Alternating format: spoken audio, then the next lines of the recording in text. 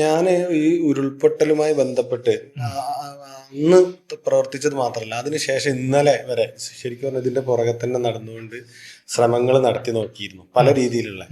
ഉരുൾപൊട്ടൽ നടന്ന ഞാനൊരു വിവരാവകാശ പ്രവർത്തകൻ കൂടെയാണ്. അപ്പോൾ ഇതുമായി ബന്ധപ്പെട്ട രേഖകളൊക്കെ എടുത്ത് പരിശോധിക്കുന്നത് നമുക്ക് വാർത്തകളിലും നിയമസഭയിലും ഉള്ള സംസാരങ്ങളിൽ നിന്നൊക്കെ കിട്ടുന്നതും അല്ലാത്തതൊക്കെ എടുത്ത് പരിശോധിച്ചു. ഇപ്പം ലേറ്റസ്റ്റ് ആയിട്ട് രാഹുൽ മാങ്കൂട്ടത്തിന്റെ ഇതിലുള്ള ഒരു വീഡിയോ കണ്ടു.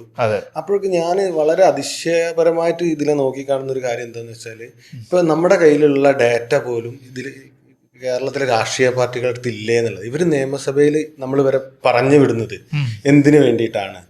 ഇപ്പൊ ഞാൻ ഒരു സിമ്പിൾ ഉദാഹരണം പറഞ്ഞാല്, ഈ സർക്കാർ കേന്ദ്രത്തിന് കൊടുത്ത ഒരു PDNA റിപ്പോർട്ട് ഉണ്ട്, പോസ്റ്റ് ഡിസാസ്റ്റർ നീഡ് അസസ്മെന്റ് എന്ന് പറയുന്ന റിപ്പോർട്ട്. അത് ഈ ദുരന്തം ഉണ്ടായിട്ടൊരു ഏതാനും മാസങ്ങൾ കൊണ്ട്, ഒരു 3 മാസങ്ങൾ കൊണ്ട് ഉണ്ടായി.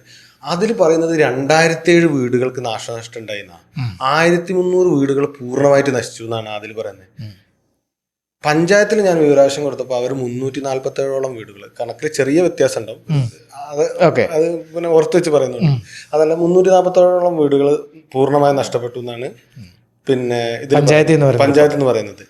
നമ്മൾ ഉണ്ടാക്കുന്ന ടൗൺഷിപ്പിൽ ഇപ്പോൾ ഉണ്ടാക്കുന്ന വീടുകൾ എന്ന് പറയുന്നത് 410 വീടുകളാണ്. അത് പിന്നെ ഈ പൂർണ്ണമായി നഷ്ടപ്പെടാതെ അതിന് ചുറ്റുവട്ടത്തുള്ള വീടുകളെ കൂടെ ഉൾപ്പെടുത്തിക്കൊണ്ടായിരിക്കും ഈ നാശനഷ്ടം ഉണ്ടായിരുന്നത്.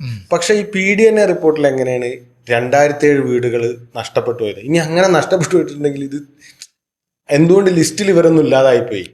അപ്പൊ ഇവിടെ ഒരു കണക്കിൽ കൃത്യമായിട്ടുള്ള ഒരു വ്യത്യാസം, ഈ കണക്കിൽ വ്യക്തതയില്ല. കേന്ദ്ര സർക്കാരിന് കൊടുത്ത കണക്കിൽ 2000ഓളം വീടുകൾ നഷ്ടപ്പെട്ടുവെന്നും അതിൽ തന്നെ എത്ര വീടുകളാണ് പൂർണ്ണമായി നഷ്ടപ്പെട്ടത്? 1300ഓളം വീടുകൾ പൂർണ്ണമായും നഷ്ടപ്പെട്ടെന്നും പറയുന്നു. അതേസമയം നിങ്ങൾ പഞ്ചായത്തിൽ നിന്ന് എടുത്ത വിവരാവകാശ നിയമപ്രകാരം 347ഓളം വീടുകളാണ് പൂർണ്ണമായി നഷ്ടപ്പെട്ടത്.